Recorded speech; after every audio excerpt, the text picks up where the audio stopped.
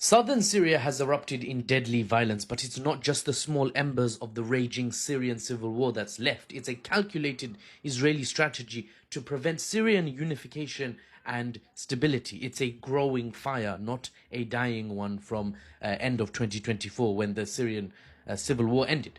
The violence centers around Suwaida province in the south. Reports from local sources and reputable international sources state that Israel is arming and supporting a faction, a portion of the Syrian Druze community. Not all of it. A lot of the Druze are aligned with the Syrian state. They want peace, they want reunification, they want stability and prosperity for the people of Syria overall, including themselves, the Druze. But Israel's identified a small facet of the Syrian Druze community, and they in turn are being pushed, egged on to fight the Bedouins, another minority also in the region.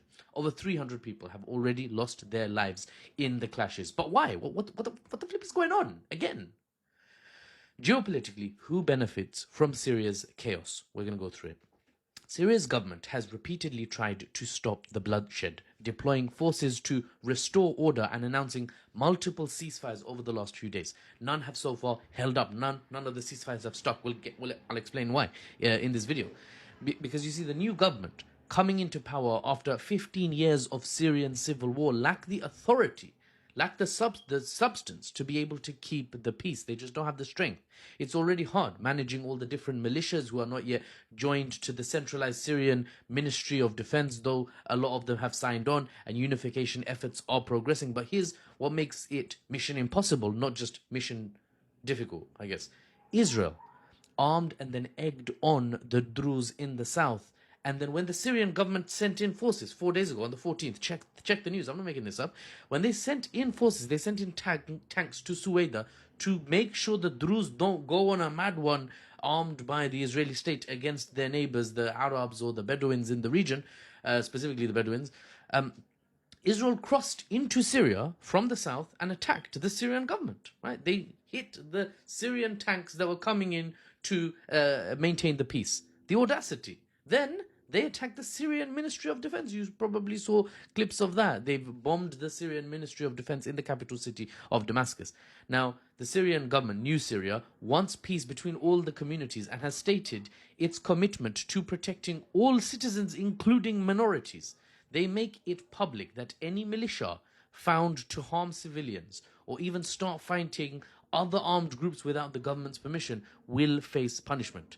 Alas, when Israel comes knocking, though, and starts arming your adversaries, it's hard to exert your authority. And that's the case in South Syria. As a result, Syrian state peacekeeping efforts face a major obstacle: Israeli military intervention that deliberately escalates tensions and directly prevents the state from calming things down. It's like two shopkeepers are bickering, right, with shops next to each other. Some other guy with a shop in some faraway stolen land a few decades ago shows up, gives one of the shopkeepers a hammer and says, go on, mate, go on, knock him out, knock out that clown, go on. I don't know why it sounds like that about you. And then when the landlord of both shop owners comes to try and calm things down, because, if that shop gets trashed, the landlord's thinking that's my property that's being trashed, and also they can't then make a profit, they can't prosper, which means I can't collect their rent, I can't prosper. Nobody prospers except the weird guy with the stolen shop that's just showed up out of nowhere with a hammer, who's egging on the fights, making sure this, right? Anyway, in that analogy, the landlords showed up to stop the madness, and the weird guy with the stolen shop from some other place stops the landlord and says, no, I'm not going to let you stop them. They're going to keep fighting. I'm going to keep egging them on. Everyone is harmed except the weird outsider with the stolen shop. Now, Israel's strategy is transparent and yet still effective. It's like an open secret. Maintain Syrian fragmentation to prevent the emergence of a unified, prosperous Syrian state that could challenge Israeli regional dominance. Tel Aviv has launched dozens of airstrikes on Syrian forces trying to restore order in the last few days. And from the start, from back in 2024 when Assad was overthrown, immediately Israel launched 400 airstrikes to disable the new Syrian state's capabilities in terms of air defense. And now Israel is in South Syria claiming to protect the Druze while simultaneously arming them and egging them on and providing them in some cases with direct Israeli military or air support to fight their neighbors, the Bedouins. And also, while Israel does that, they bomb Syrian government forces trying to come in and re-establish order and prevent harm to Syrians, to civilians of both communities. Israeli officials have explicitly warned the government in Damascus, the new Syrian government, to withdraw from South Syria, essentially demanding the government abandons its own sovereign territory. The US backs it up, saying, yeah, Syria needs to leave South Syria. But, it's fine. It doesn't have to be logical. This is America. Don't catch you slipping up. I don't know where that's from, but anyway. This all creates, I don't know why I got tea. It's too hot for tea. This all creates a perfect storm where Syrian authorities cannot establish control, because of Israel, leaving space for the violence to continue raging, potentially grow. Grow how? Well, the Druze-backed by Israel are attacking the Bedouins, the Arab Bedouins in Syria. And the call has been made. Bedouin tribes across Syria have been asked to come and help the Bedouins in Suwaida. And the Bedouin tribes across Syria have mobilized in response to that call, what they describe as an Israeli-backed Druze aggression. Tribal leader of the Bedouins, Abdul Monaim al-Nasif, issued a national call for all Syrian Bedouin tribes to come and support their kinsmen, their family, essentially, in Suwaida, describing the situation as ethnic cleansing requiring tribal solidarity. The mobilization represents unprecedented Bedouin unity against what they perceive as foreign-backed destabilization. Recognizing the humanitarian crisis, new Syria's disaster management minister, the government basically of Syria, has evacuated already hundreds of civilian families from conflict zones to prevent further harm to them, because this looks like it could pop off like even more. It's already popped off, but it could get worse, right? And the Syrian government's unable to stop it, with Israel always there to prevent the peacekeeping efforts.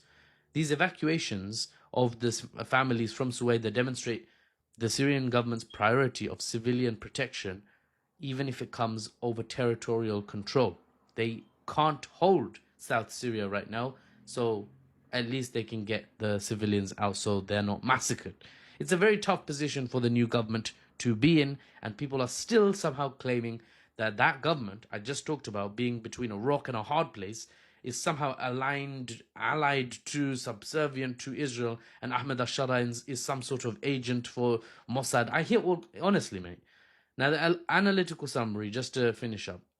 Every Syrian government attempt to establish peace is undermined by Israeli airstrikes that reignite the fighting, by stopping the government forces coming in and establishing peace, and Israel funneling arms to the Druze and egging them on, saying, go on against the Bedouins. Israel's intervention ensures perpetual instability, you see, and that serves Israeli security interests throughout Syria, throughout the region. It serves Israeli security interests by using Syrian weakness and division as a state-sized buffer for the Israeli state. For Israel, you see, Assad was wonderful. Assad was Iran-aligned, yes, and Iran is the great adversary, but it was just a pit stop. Assad's Syria was just a pit stop Iran used to send supplies further on to South Lebanon, where the Lebanese paramilitary Hezbollah operated. But now Syria is in danger of unifying and prospering. No, thinks Israel, because if they unify and they prosper, well, my days might be done. Especially if Iran sees that, oh, look, they've got another adversary on their border now. And Yemen's like, yeah, I see something's might pop off. And Turkey is like, yo, when am I going to use my NATO card? I've got one time, but I might be able to use it to establish new regional dominance. Erdogan's obviously always on that rhetoric flex, even though it doesn't actually lead to action. But the rhetoric has primed his citizens to consent to action in the future. Israel will do all it can to stop Syrian progress, because that benefits Israel geostrategically. And for the unbiased news and analysis without the Western spin, I'm Mahfouz.